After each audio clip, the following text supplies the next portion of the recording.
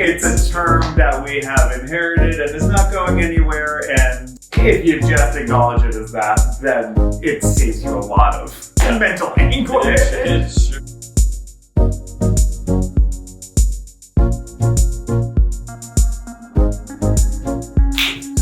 What's up, everybody? I'm Joey. I'm Jared. And today we are talking about Chest voice.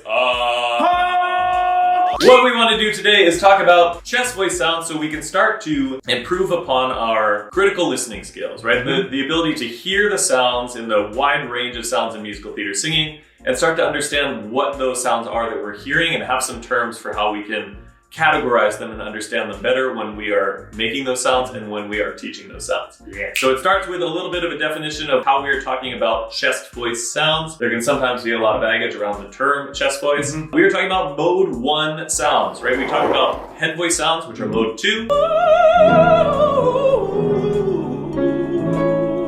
Whistle sounds, which are generally mode 3. And then mode 0 sounds, which are vocal fry. So we're talking about mode 1, which are chest voice sounds. These are not sounds that come from your chest. Nope.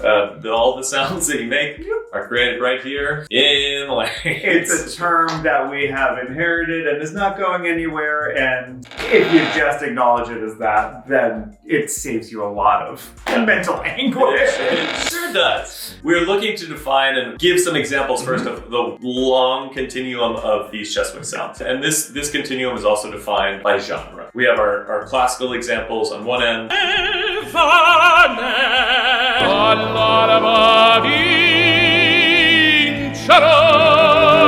We're moving towards golden age legit sounds. Your hair streaked with sunlight, your lips red as flame. I've always been shy.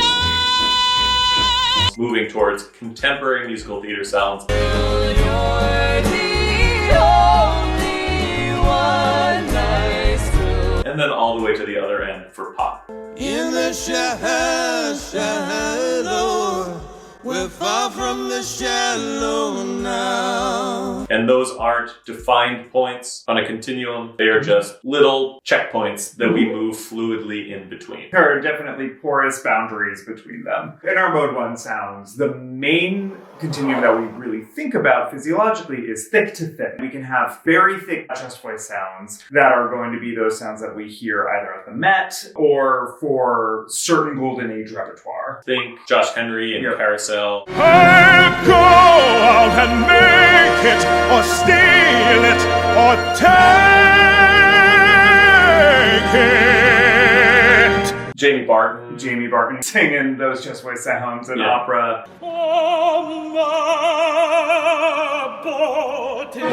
And then we start moving into more thin chest voice sounds, and there can be varying intensity levels within that. Stretched thin and high, we're thinking Jeremy Jordan.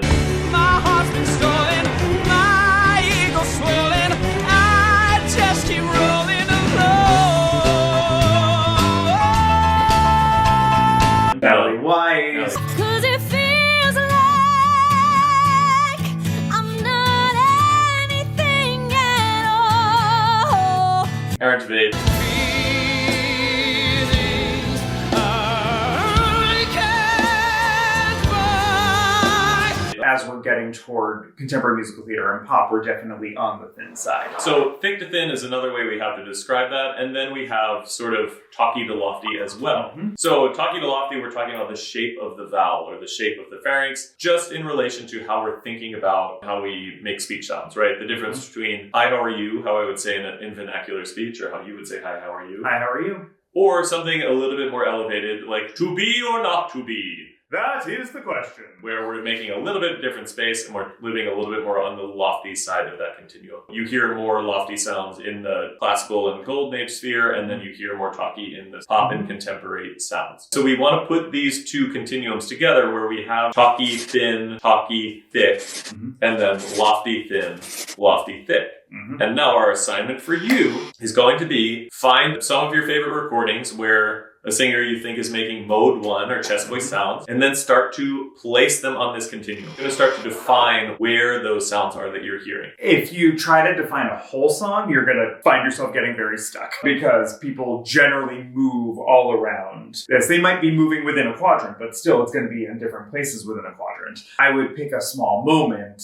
and then another moment and then another moment and kind of see what you get. So we encourage you to start in small sections, see if you can find a note or a phrase, and then start to put that into categories. And all of that's going to start to build your critical listening skills in a way that helps you create these sounds in a way that you understand and teach them in a way that is much more simple. This is the way. Because all we really care about at the end of the day is that all of our singers can make this wide continuum of sounds and that they're all available to us so that we can employ them for whatever circumstance we need, whether that's in an audition room and you need to make an adjustment, whether it's you're rehearsing and you want to just play with different dramatic intentions. We want to just feel flexible to make the wide range of sounds and know that every voice is capable of making this whole continuum of sounds. It's just a matter of play and exploration. And even if you're specializing in one spot along the continuum, stretching in the other direction is going to help you. These are chest voice sounds.